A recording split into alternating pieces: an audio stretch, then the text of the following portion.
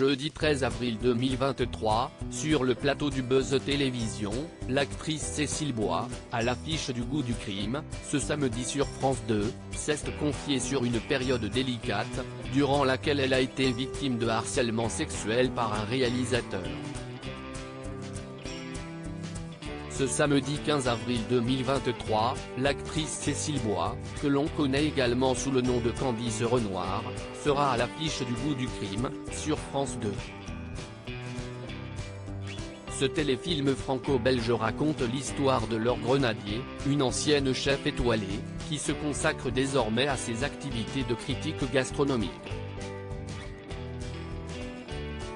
Cependant, lorsque son oncle et deux autres restaurateurs sont assassinés, Laure, grande dame dans le milieu de la gastronomie, va donc se laisser convaincre par son ex-mari et commandant de police de lui service d'indique pendant cette enquête. Invitée sur le plateau de l'émission Buzz Télévision, ce jeudi 13 avril 2023, Cécile Bois s'est confiée sur ce rôle qu'elle a accepté pour une raison bien précise: « J'ai accepté ce rôle par gourmandise de jeu, plus que par gourmandise d'assiette », a-t-elle indiqué. Mais ce n'est pas tout, puisque l'actrice de 51 ans s'est livrée à cœur ouvert lors d'un témoignage bouleversant.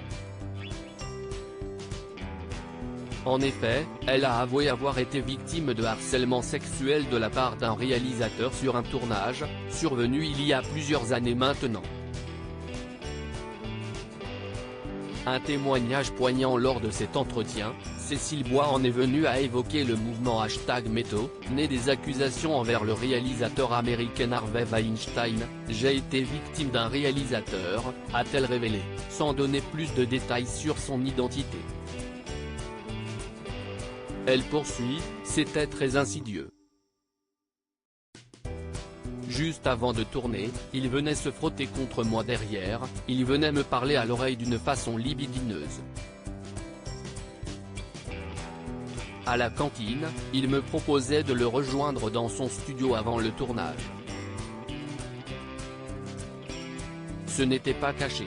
C'était tellement énorme que je n'aille pas réagi. Je crois que j'ai ri en rentrant chez moi en me disant, il ne doute de rien le mec, a-t-elle avoué.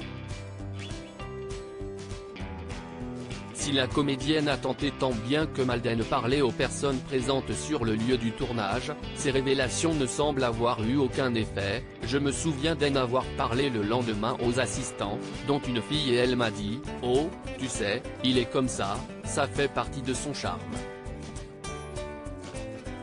On était très loin du mouvement #MeToo et il y avait une espèce de normalité.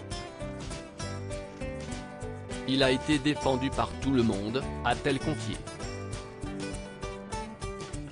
Néanmoins, elle précise ne pas avoir été traumatisée par cet incident, c'était anecdotique et ça ne m'a pas bouleversée au point de porter plainte, a-t-elle conclu.